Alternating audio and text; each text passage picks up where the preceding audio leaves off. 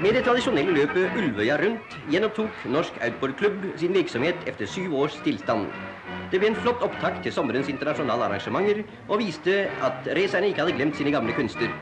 Naturligvis skorter det enda på trening, og materiellet er på langt nær førsteklasses, men publikum fikk allikevel oppleve det motorfolkene kaller en fartsfest av de sjeldne.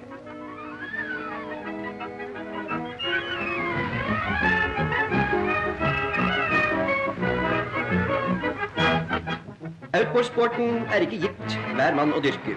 Fysikken og nervene skal være i orden, men så er det også en virkelig flott sport som gir sine utøvere all den spenning en kan ønske seg.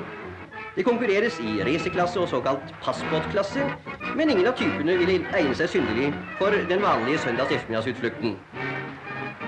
Både vær og føreforhold var absolutt ideelle denne dagen, og stevnet ble i sin helhet en ypperlig reklame for outboardsporten.